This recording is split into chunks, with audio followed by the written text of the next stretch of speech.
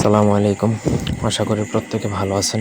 আজ আমি আপনাদেরকে যে এমন একটা টোটকা দিচ্ছি বাচ্চার নজর দোষ কাটানোর।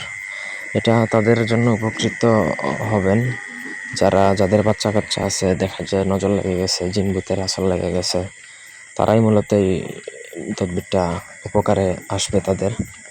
ছোট বাচ্চা যাদের আছে, দেখা যায় নজর লেগে গেছে বা জিন ভূতের আসর লাগছে, জাদুটা না কেউ যদি করে থাকে সেগুলো লাগতেছে বাচ্চার উপর, এমন সিচুয়েশনে আপনি এই টোটকা যদি করেন, ইনশাল্লাহ আল্লাহর মতে সৃষ্টিকর্তার উসিলায় সেই নজর দোষটা কেটে যাবে।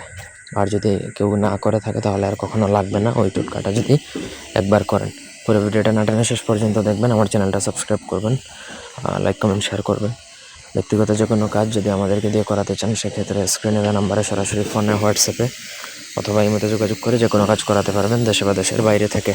তো বেসিক্যালি এখানে যে টোটকার কথা বলা হয়েছে সেটা হচ্ছে কোনো বাচ্চার যদি নজর লেগে থাকে, সেক্ষেত্রে কালো রঙের একটা সুতায় রুদ্রাক্ষ পরিয়ে দিতে হবে। মানে একটা রুদ্রাক্ষ নিবেন, রুদ্রাক্ষ সেগুলো সাধারণত কবিরাজি দোকানে পাবেন।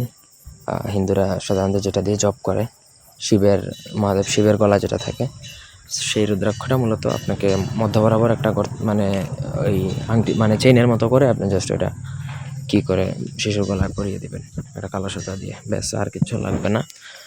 প্রপার ওয়েতে যদি এটাই করতে পারেন তাহলে আর সকল ধরনের নজর তো সেটা কেটে যাবে। প্লাস হচ্ছে কোনো ধরনের জিনবুত জাদুর এগুলো কোনো কিছু আর তার কোনো ক্ষতি করতে পারবে না, ইনশাল্লাহ। তো এই ছিল আজকের ভিডিও। ধন্যবাদ সবাইকে।